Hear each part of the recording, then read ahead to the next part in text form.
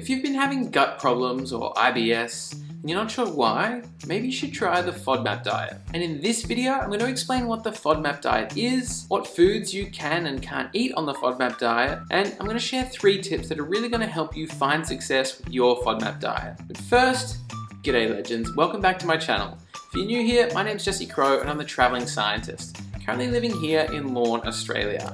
And on this channel, we explore science-based ideas and techniques to help you live smarter, happier, and healthier lives. Now, what is the FODMAP diet? FODMAP stands for fermentable oligosaccharides, disaccharides, monosaccharides, and polyols, which are all types of sugar that your small intestine isn't good at digesting. Oh, no. Instead of being absorbed into the bloodstream, these sugars reach the far end of your intestine, where most of your gut bacteria hangs out. The bacteria then uses these carbs for fuel, producing hydrogen gas and causing digestive symptoms. Things like cramps, bloating, gas, and diarrhea or constipation. I'm not sure which. So, the FODMAP diet involves identifying all of the foods that are high in these FODMAP sugars and then cutting them out of your diet. Calm down, it's just temporary. Slowly you can bring these foods back into your diet one at a time to see how your body reacts to them individually. So what sort of foods are in the FODMAP diet? Well, we can categorize which foods need to be avoided by the saccharides that they contain. Oligosaccharides are found in nuts, legumes, artichokes, garlic, onions, rye, and wheat, which also means no bread, biscuits, pizza, or pasta. Okay, we're not off to a great start. What about disaccharides? Disaccharides are found in lactose-containing products, so you need to avoid milk, yogurt, cheese, cream, and ice cream.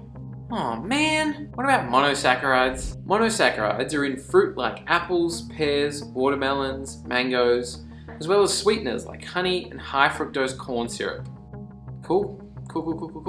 What else am I not allowed to eat? Finally, polyols like mannitol and sorbitol are found in cauliflower, stone fruits, snow peas, and mushrooms. You should avoid these too. Now that sounds like a lot of food that you can't eat. So what can you eat? In terms of protein, you can eat meat, eggs, fish, and tofu. For grains, you can eat rice, oats, and quinoa. Instead of milk, you can use milk substitutes like almond milk.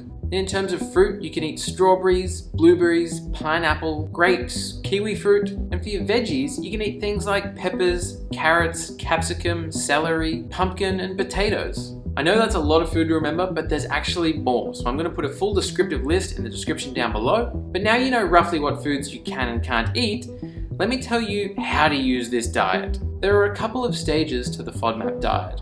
First is restriction, where you're going to avoid all of the foods that are high in FODMAPs for 2 to 4 weeks. This should be enough time to let your gut fully reset, and if you find you have less digestive issues in this time, then you're on the right track. The second stage is reintroduction, where you reintroduce one food at a time to your diet to see how your body reacts to it. Maybe one day you'll reintroduce bread. Eat a little bit of bread and see how it makes you feel. If you have no problems, then you can go back to eating bread. If you have a slight discomfort, then maybe you should try reducing bread from your diet in the future. But if you have a really serious reaction to that bread, then you'll know that you should cut bread from your diet in the future. And continue experimenting with new foods, reintroducing one at a time to see what your body can tolerate and what it just can't handle. Seriously, this diet is challenging, but if you regularly have gut problems and you don't know what's causing them, then the FODMAP diet will probably be your solution. So let me share with you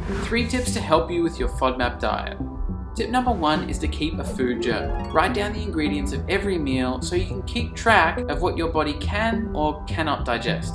And if you ever suffer from any gut issues, go back through the journal and see what you ate recently to figure out what caused those issues. Tip number 2 is to spice it up. Cutting a lot of foods out of your diet can be depressing, but it doesn't mean that all the foods that you eat have to be boring. You can use low FODMAP spices like ginger, pepper, turmeric, cumin, chili to make low FODMAP foods more enjoyable. And tip number 3 is to get a dietitian or a nutrition specialist to help you with your FODMAP diet. You can try to do this by yourself, but it's really challenging and really easy to eat the wrong thing by mistake, or to just give up and throw in the towel because you were really craving a cheesy pasta meal or something.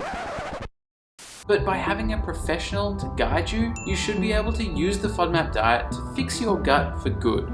So let me know if you have any questions or what you think about the FODMAP diet in the comment section down below. And thank you guys so much for watching. I really hope you enjoyed this video, and I hope you subscribe for more videos every Sunday. Catch you in the next one, legends. Cheers.